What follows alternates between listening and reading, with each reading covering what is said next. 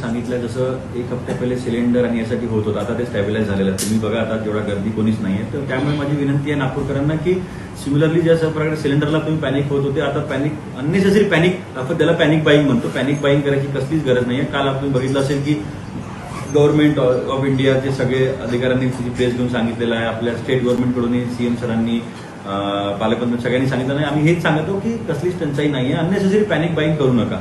आता ते राशनिंग करण्यासाठी तुम्हाला ऑलरेडी मी मागच्या सांगितलेलं आहे की एक जे आर गव्हर्नमेंटने काढलेला आहे, त्याच्यामध्ये कलेक्टरच्या अध्यक्षतेखाली पोलीस प्रशासन, एफडीए प्रशासन, ऑइल कंपनीचे ओएमसी, त्याच्यानंतर गॅस सिलेंडरचे सगळे प्रतिनिधी, त्यांना सगळ्यांना कमिटी करून कोणत्या कॅटेगरीला कशा प्रकारे द्यायचं. त्याच्यामुळे डोमेस्टिकला 100% म्हटलेलं आहे, कुठेच कट लावले नाही. कमर्शियलमध्ये 50%, इंडस्ट्रीसाठी 50% ते कट लावलेलं आहे. त्याच्या अनुषंगाने आमची कमिटी आहे ते रिव्ह्यू आपण घेत असतो.